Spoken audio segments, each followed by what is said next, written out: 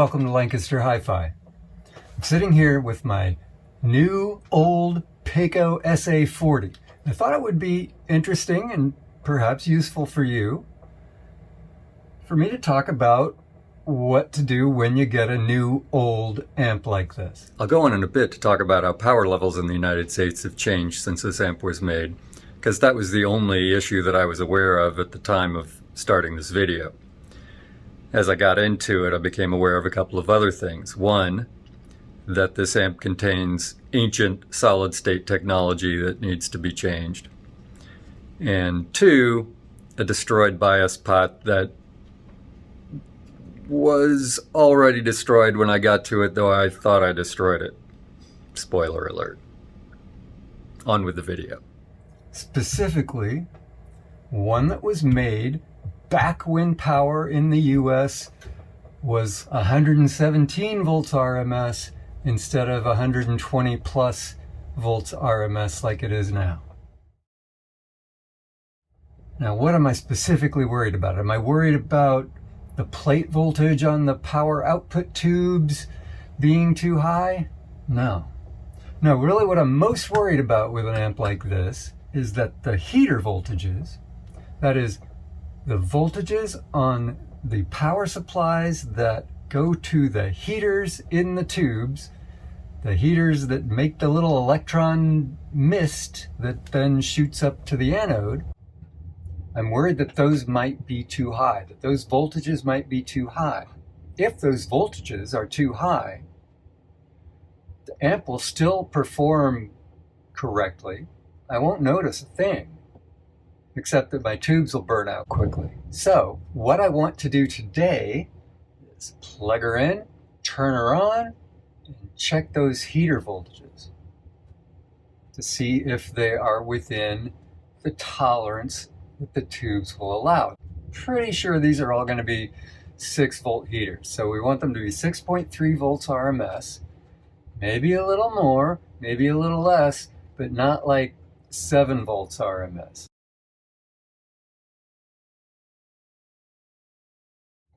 Let's start off with just a little safety lesson, in part for me, because this is an amp that I'm not familiar with. Since this one is new to me, good opportunity to review safety precautions, safety procedures. What are those? And why do we worry about it? And do we worry about it the same for tubes as we do for a solid state amp? The answer to that last question is we worry way more about a tube amp than we do a solid state amp, because this puppy's probably got like a 400 volt, maybe higher supply in it. And that's enough to kill you. So you want to be careful. Whereas a solid state amp, you're typically talking maybe 50 volts on a supply, maybe a bit more, maybe substantially more, but not anything like the voltages that you're going to get in here that if they go through your heart will kill you. Now, so what is the procedure? Does that mean I can't touch it when it's on? Well, preferably I shouldn't touch it when it's on, but I need to touch it when it's on to measure those voltages. So what do? The thing that will kill you about a high voltage is if it goes through your heart.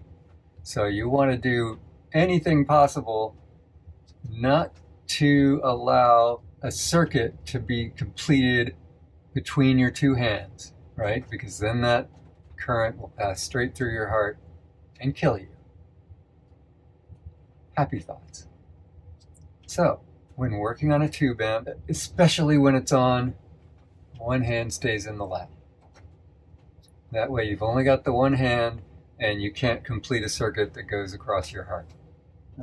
Looks like we've got some relatively new components. Those are looking like new film capacitors. Here, here, here, and here. Pretty much everything else looks ancient.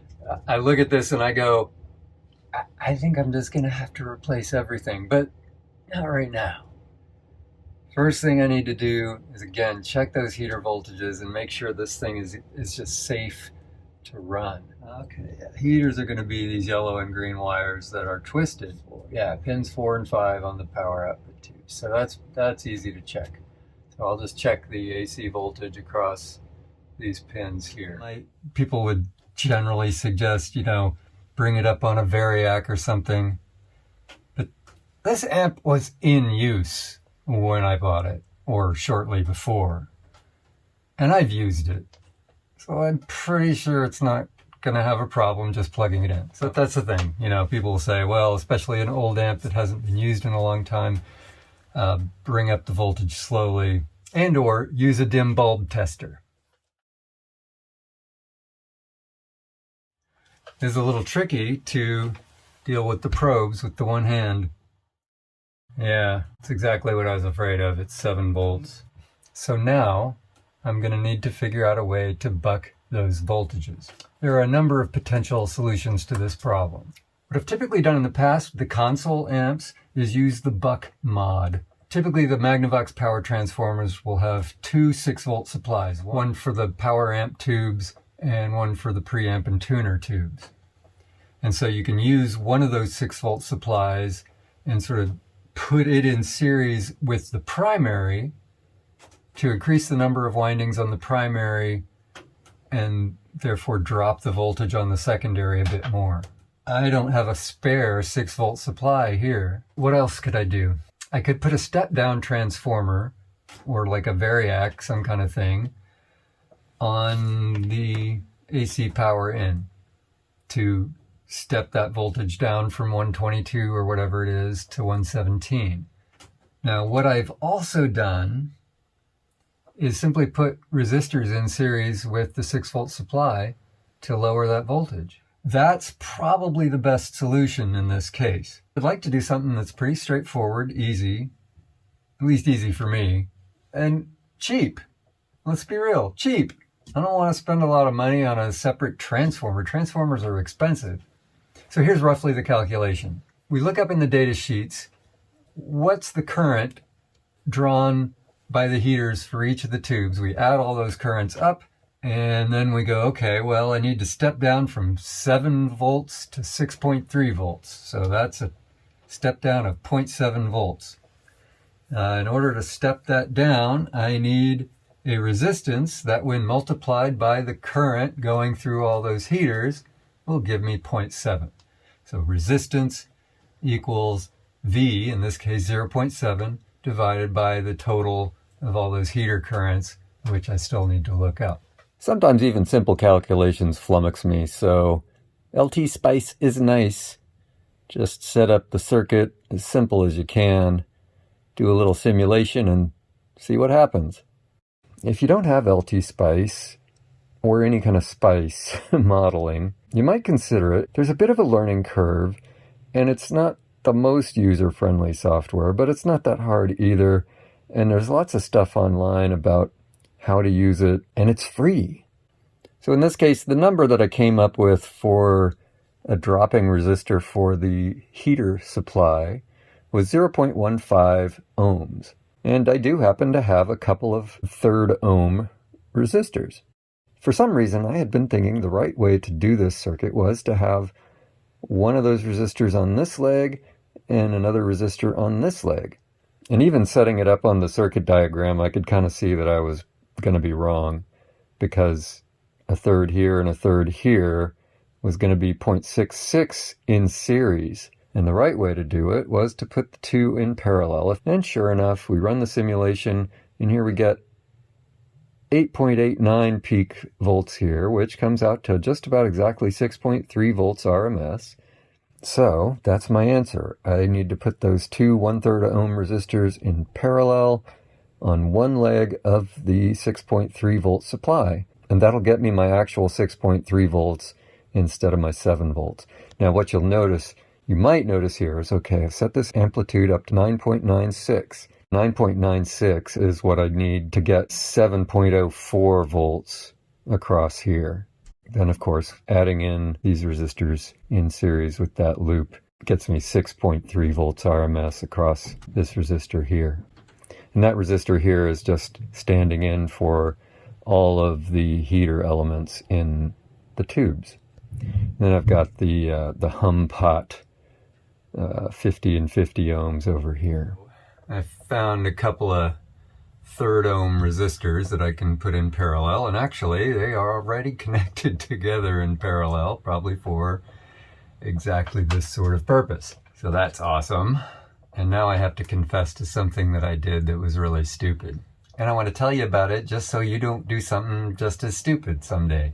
So I'm checking out the bottom of this amplifier. I'm checking out under the hood, as it were. I look in here and I see something that looks like a hair. Let's get that out of there, of course. So I reach in with the tweezers and I pull it out. And it's like, wow, that's a kinky little hair. Well, it wasn't a hair. It was a coil of wire that's part of the bias pot for one of the output stages. So I just totally effed up that bias pot. So I can't plug this in, at least not with the tubes in it, until I replace that bias pot with something. I did find a schematic. So I can point out some interesting or salient features of the power supply. We've got our 430 volt supply, our 330 volt supply, 280, 220, 185, and minus 15. That minus 15, of course, is for the fixed bias. Note that this is a solid state rectifier here. We've got two diodes here rather than a rectifier tube. We've got 210 volts AC across the secondary of the transformer. And I believe what we're seeing here is a voltage doubler so that we get 430 volts here. So that's kind of interesting. That's not too awfully uncommon to see a voltage doubler in a tube amp circuit. Why would they do that? Well, I believe that is essentially simply to save money on the power transformer. I think Morgan Jones says that power transformer cost goes up as something like voltage squared. So they can get away with a cheaper power transformer by using a voltage doubler. A voltage doubler only works with these two separate solid-state diodes. We've got all these other power supplies below that 430 volts that are simply achieved with dropping resistors.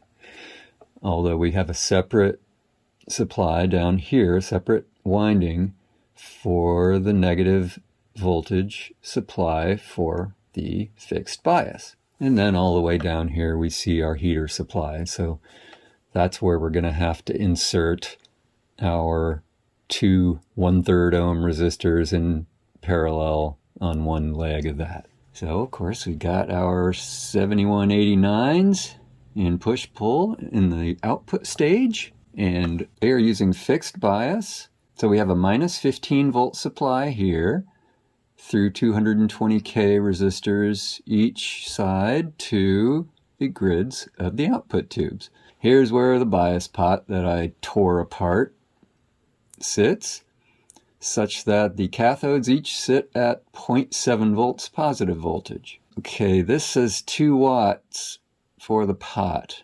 I do have a 100 ohm trim pot that I could put in there, but it's only a 3/4 watt, not a 2 watt. But I did work out the power, so 0.7 volts squared over 50 ohms is only about 9 or 10 milliwatts. So I should be fine with a 0.75 watt rated trim pot in place of that 2 watt, 100 watt trim pot. It must be that this trim pot is there in order to account for unmatched output tubes. I'm trying to figure out how to fit these resistors in. Here are the heavy gauge twisted wires coming off of the heater winding. And you can see where we've got these ganged yellow wires coming off and these ganged green wires coming off. Some of the wires go to this hum pot. Others, of course, are going to the various tubes. And some are going around to the light on the front panel. My best option, really, is to replace this 2-terminal strip with a 3-terminal strip, switch it around like so.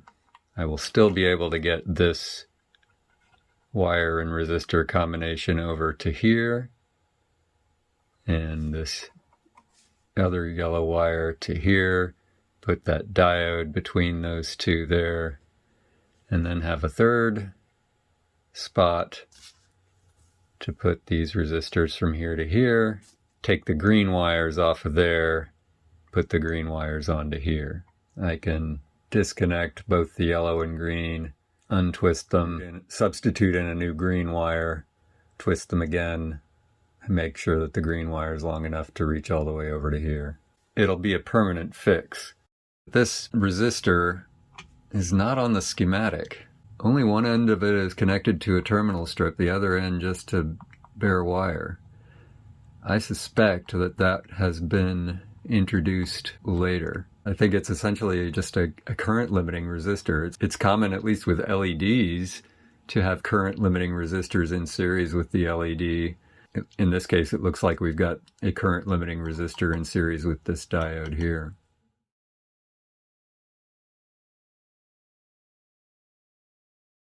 This is part of the negative supply for the fixed bias. This wire and this wire go together. This one goes to the negative supply. This one goes through the diode to ground. Yeah, let me see if I can hold this. Still enough in size, width-wise, and much shorter. No fancy desoldering tool for me. Not that I wouldn't like to have one of those fancy desoldering tools. That'd be pretty sweet. Anybody wants to buy me one, I would be so super psyched.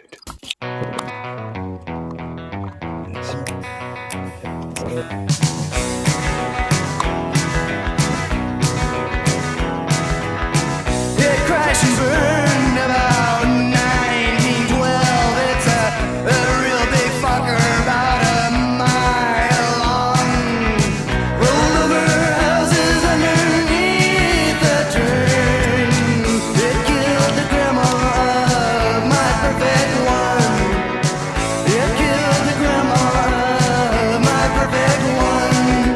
And it's because of this that she was never born.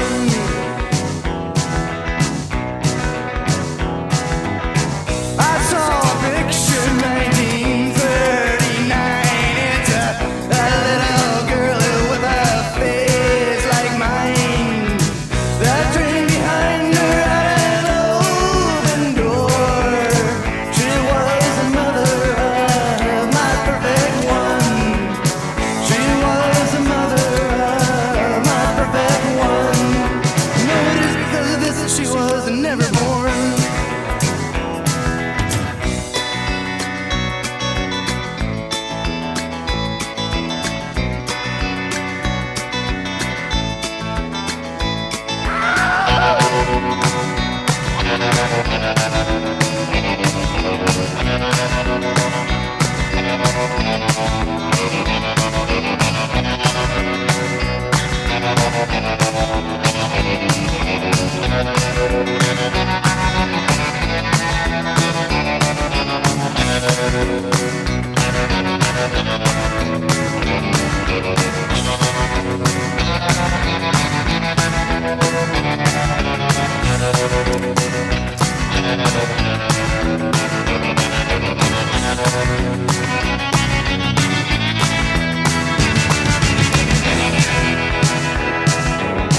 So many junctions by the railroad line say this lady left not a soul behind. Wait at the station, I don't wait for long. Could have been a death train about 12 miles long. Stack full of grandmas for my perfect one. I don't know what happened, but she was never born.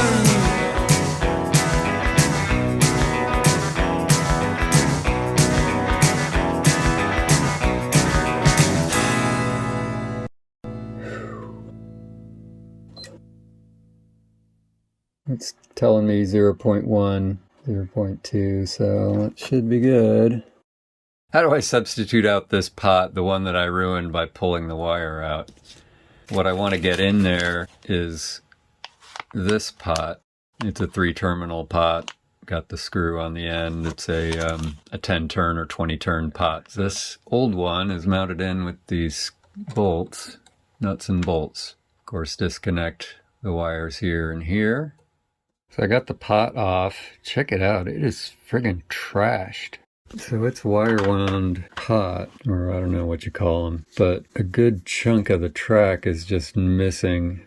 I don't know what happened to it. So I don't think I particularly ruined it. There should not have been something that looked like hair sticking off of it. The wire should be wrapped tightly around the outside ring there. And then you got the wiper that runs around inside. So looking at the other one, there doesn't look to be any problem, although I do want to test and see what the resistance is. And I think these things are just grounded to the chassis, which is not awesome, but that's pretty common back then. Ground would be all over the chassis, just inviting ground loops galore. I check each of the cathodes of these two output tubes. I should get 50 ohms or thereabouts since it is a potentiometer. So 49.6 there. 52 point something here. On this channel, here's the original trimmer pot. And right next to it, a thing that says bias. Here, a screw hole that holds on the potentiometer. The other screw hole that holds on the potentiometer. So down here, note, we now have an open screw hole that seems to be labeled bias. So, seems to me that a little screw peeking through there for setting the bias would be just the ticket. What I think I'll try is just putting some electronic safe adhesive on the top side of the pot and just glue it to the bottom of the chassis with the screw sticking through. I might add a little adhesive glob somewhere around here just to keep it a little more secure. I wonder if I could enter suburban homes, say hi to trusty dogs, soothe them with meaty bones, wander from room to room, moonlight on every bed. Hello's my chosen one, the exits in her head.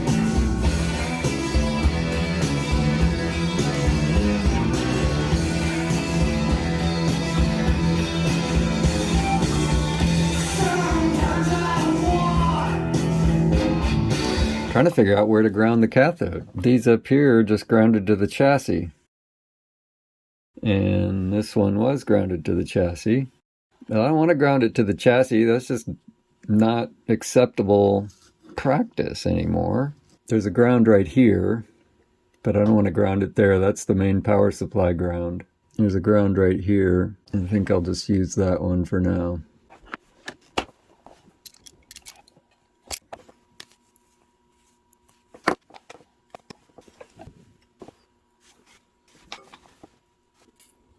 This is the adhesive I use. Electronic grade silicone. Got a dab on there now. And on the top. Smeared a bit on the top, got a dab on the side.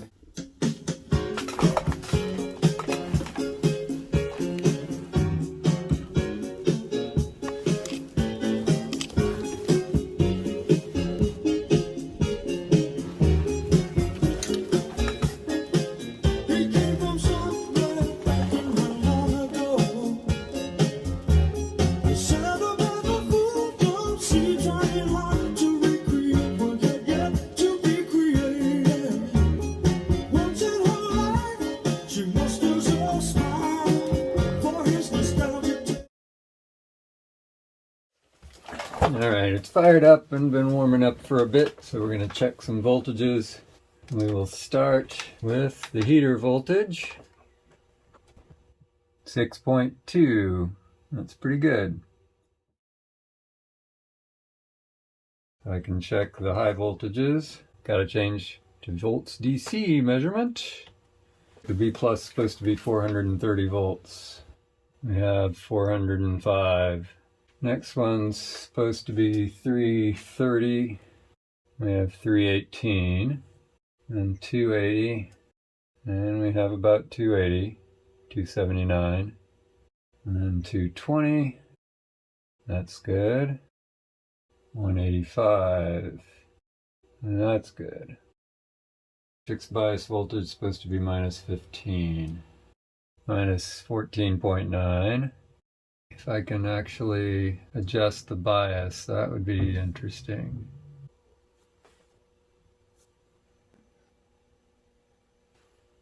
Okay, that's pretty close. I mean, not to 0.7, but at least close to equal for the two. And we get 0.74. Those are even farther apart. This is going to be tricky to adjust because it's not a 20-turn pot like the new one that I just put in.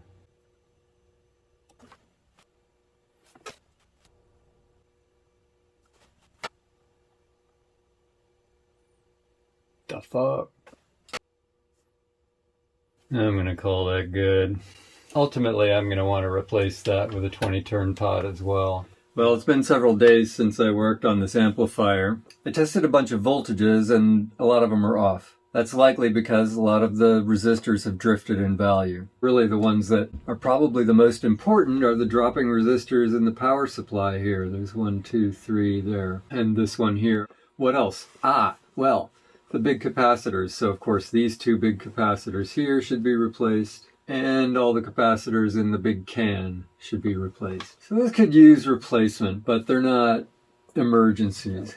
What does really need to be done? I already told you one thing that needed to be done. We needed to do something about that filament voltage, and that's done. So the next thing that really ought to be done, really ought to be done before this is used much, or at all, is the replacement of these selenium diodes. So these are very old-fashioned precursor to silicon diodes. You might ask, well, if they're functioning correctly, why replace them? They're kind of pretty. Well, turns out they can blow up, which is uncool. And when they blow up, they release toxic vapors, which is totally uncool. So those should be replaced.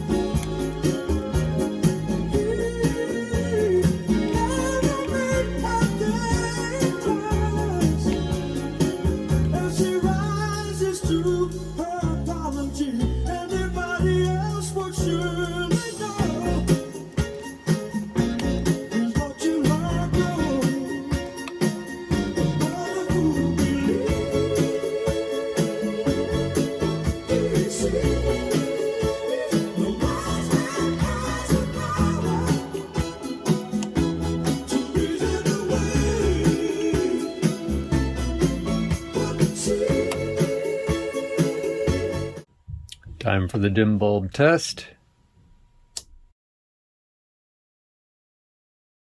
I guess I'm going to call that a pass. I find that tube amps don't generally let the bulb get all that dim. Time to turn it on and check some voltages. Park the probe here, grounded to the chassis. Right here I should have, supposedly, 430 volts. And I have 415. Now on the other side of this 2K resistor, I should have 330 volts. 320. And then on the other side of this 3.3K resistor, I should have 280 volts. Wow, that's right on. And then on the other side of this 10K resistor, I should have 220 volts. That's good. If these voltages are low, why aren't these voltages also low? And I believe the answer lies in the fact that there's a voltage divider here. This 12K goes to ground.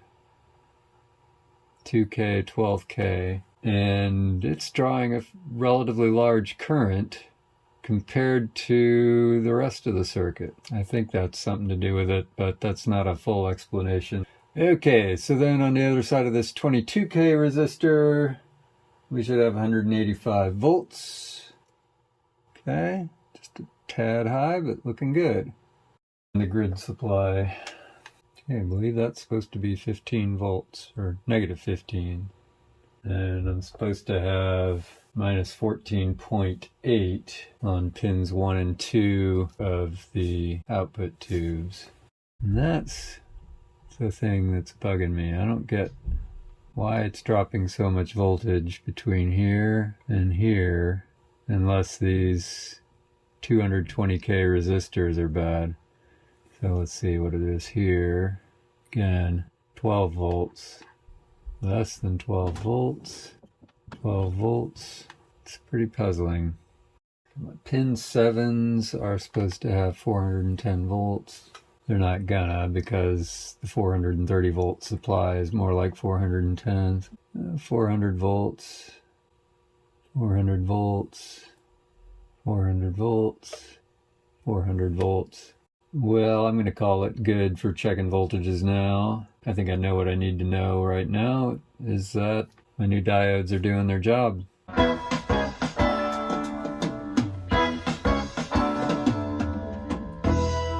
your head up high, little woman, now don't you cry. I believe they can make it through. I'm saying it all for you.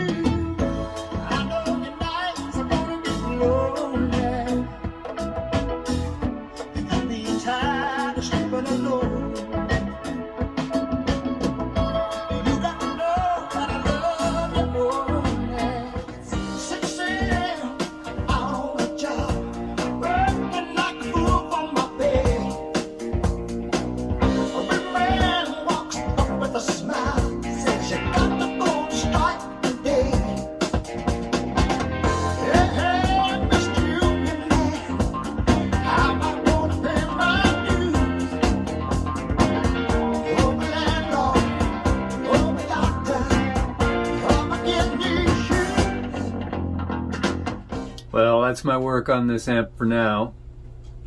Sounding pretty good. It certainly needs some more work, but I need to order some parts first. And so I'll keep you posted. Well, I hope you learned something, maybe enjoyed that. Little Kate Brothers there at the end for you. If you wouldn't mind subscribing to the channel if you're not already, give it a like, leave a comment. Comments are always fun and interesting. I hope I'll talk to you soon. Y'all take care.